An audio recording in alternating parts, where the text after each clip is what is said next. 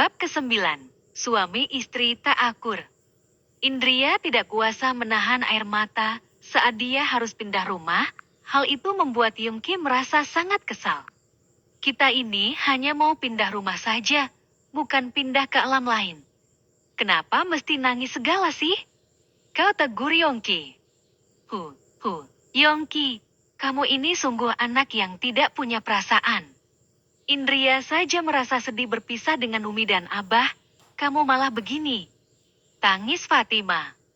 Lagian kalau mau ketemu, tinggal naik mobil 20 menit sudah sampai. Jangan banyak drama deh. Ketus Yongki. Plak. Gozali memukul kepala putranya cukup keras, sedangkan Yongki hanya nyengir saja menahan sakit. Kalau sudah begini, dia tidak akan berani melawan abahnya yang sangat tegas. Umi, Abah, kalau gitu Indria pamit dulu ya. Jangan lupa nanti menjenguk kami. Pinta Indria. Iya, nah. Kamu kalau mau makan apa tinggal bilang biar Umi masakin dan antarkan ke rumah kamu. Jawab Fatima lembut. Yongki semakin emosi, dia masuk ke mobil duluan dan menutup pintu mobilnya dengan keras. Indria, ayo buruan. Perintah Yongki. Yongki, jika kamu berani menyakiti Indria, maka jangan panggil nama Umi dan Abah lagi. Ancam Gozali. Iya, Abah. Aku ini hanya sedang buru-buru mengejar waktu. Assalamualaikum. Jawab Yongki kalem. Waalaikumsalam. Balas Gozali dan Fatima serempak. Yongki segera melajukan mobilnya secara perlahan, setelah keluar dari wilayah perumahan orang tuanya, baru menambah kecepatan. Indria sangat takut, tetapi hanya istighfar dalam hati, memohon perlindungan Allah. Karena dia yakin jika protes, suaminya akan balik memarahinya. Indria, pokoknya mulai sekarang apapun yang terjadi antara kita berdua, jangan pernah melibatkan Abah dan Umi. Jangan mentang-mentang mereka membelamu, jadi kamu menggunakan aji mumpung untuk melawanku. Ancam Yongki. Iya. Jawab Indria pasrah. Dan satu lagi, aku ingin kamu tetap mengerjakan tugas sebagai seorang istri seperti memasak, bersih-bersih rumah. Pokoknya, aku nggak mau ada pembantu. Bukan aku tidak mampu membayar, tapi aku tidak suka ada orang ramai di rumahku. Iya. Jawab Indria singkat. Awas saja kalau masakan kamu tidak enak. Aku setiap pagi sebelum bekerja, sudah terbiasa sarapan dari rumah. Iya. Kemudian keduanya sama-sama diam. Yongki fokus menyetir, sedangkan Indria menoleh ke jendela. Sudah takdir hidupku, mengeluh sebentar wajar, karena aku manusia biasa yang punya hati dan perasaan. Tetapi aku tetap tidak boleh menyerah. Anggap saja semua ini adalah ujian hidup sebagai penghapus dosa-dosaku. Batin Indria. Tidak lama kemudian mereka sampai di sebuah perumahan yang ukurannya lumayan besar. Indria menghela nafas panjang membayangkan betapa lelahnya nanti jika mengurus rumah seorang diri. Belum lagi, dia juga harus berangkat pagi untuk mengajar mahasiswa. Indria, kamu ingat ya, kalau aku tidak mau rumah ini sampai tidak bersih dan rapi. Iya. Kamu ini bisa nggak sih jawab selain iya? Iya. Bentak Yongki. Lah terus aku jawab apa? Mas. Aku diam dikira tidak punya telinga. Aku jawab tidak mau, dikira sebagai istri tidak patuh. Sindir Indria. Sudah bawel kamu. Umpat Yongki sembari keluar dari mobil, kemudian membuka garansi, dan hanya mengambil koper miliknya sendiri. Indria menyusul, sebelum masuk rumah, dia melihat sekeliling rumah, ternyata ada sebuah taman yang indah. Wah, sepertinya membaca novel di saja akan sangat menyenangkan. Batin Indria. Indria, cepatlah masuk. Teriak Yongki. Iya, tidak perlu membesarkan volume suara, aku juga sudah bisa mendengar. Mas. Protes Indria.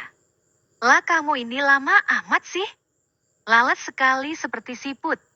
Balas Yongki tidak mau kalah. Bukannya Mas Yongki tidak suka melihat aku? Lalu kenapa manggil-manggil aku terus?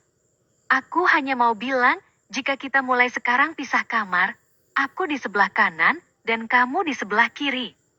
Iya, terima kasih banyak.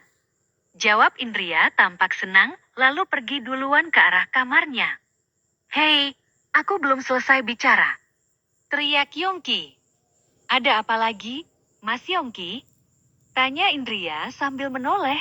Sungguh menghadapi tipikal suaminya ini harus butuh kesabaran yang ekstra. Setelah ini kamu belanja buat keperluan dapur, karena ini rumah baru, jadi masih kosong semua. Iya. Jawab Indria santai. Yongki mengecek hasil laporan penjualan dari berbagai cabang. Dia sudah kelaparan, tetapi merasa nanggung untuk berhenti karena tinggal sebentar lagi selesai. Ayang, serius sekali kerjanya. Sapa Sinta sambil merangkul pundak Yongki dari belakang. Kamu tumben datang tidak memberi kabar dulu? Tanya Yongki manis. Memang sengaja, aku ingin memberikan kejutan untukmu. Balas Sinta sembari memberikan kotak makanan. Ini masakan kamu. Pekik Yongki kaget. Bukan, aku mana bisa memasak.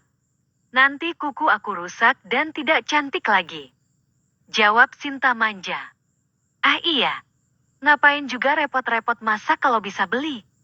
Balas Yongki sambil membuka kotak makanan tersebut dengan sukacita. Pelan-pelan, seperti orang yang belum makan saja. Bujuk Sinta membantu Yongki membukakan tutupnya yang begitu rapat. Aku memang belum sarapan. Tadi pagi, aku baru saja pindah ke rumah baru. Jawab Yongki. Wah, anak dong bisa berduaan dengan istri menikmati bulan madu. Sindir Sinta. Kamu cemburu ya? Tapi tenang saja, aku dan Indria tidur pisah kamar kok. Masa iya, kamu tidak percaya akan kesetiaanku? Bujuk Yongki tersenyum manis. Iya, aku percaya. Balas Sinta.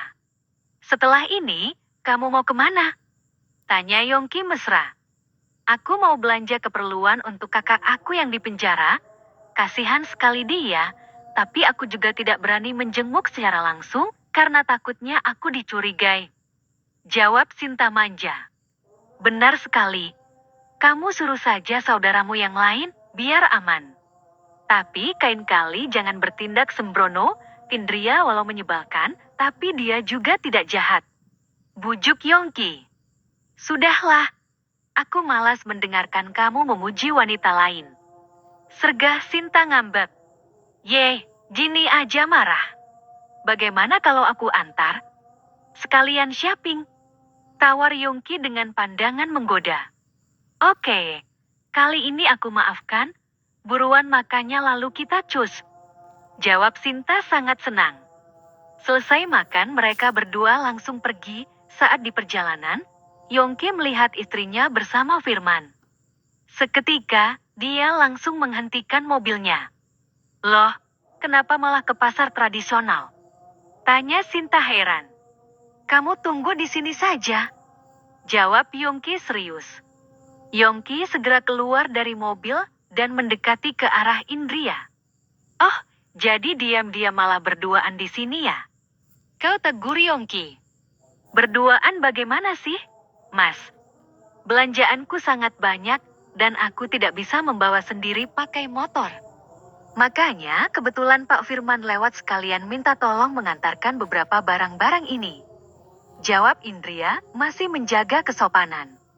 Alah, memang dasarnya perempuan ganjen, kan bisa minta bantuan orang lain. Sergah Yongki. Maaf, tapi kamu sebagai suami, kenapa membiarkan istrimu belanja sebanyak ini sendirian, dan malah menemani perempuan lain? Sela Firman melirik ke arah Sinta yang baru turun dari mobil. Ini bukan urusanmu. Jawab Yongki ketus.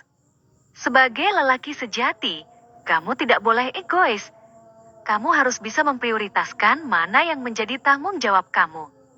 Balas Firman kali ini tegas. Kamu, kenapa ikut campur urusanku? Oh, kamu suka Indria ya? Tuduh Yongki. Indria sangat malu, sebab orang-orang sekitar mulai memperhatikan mereka. Sudahlah, jangan ribut-ribut, malu didengar orang, kata Indria. Yongki, jika kamu tidak mau aku ikut campur, lebih baik sekarang kamu antarkan istrimu pulang, sindir Firman. Mana bisa, aku sedang mengantar Sinta, tolak Yongki. Kalau kamu mengabaikan istrimu dan memilih wanita lain, jadi jangan marah kalau istrimu diperhatikan oleh lelaki lain pula, balas Firman. Terima kasih sudah menonton. Bantu support aku dengan cara like, comment, subscribe, supaya aku semangat bikin videonya. Share ke teman-teman dan sosial media kalian juga ya. Bye-bye.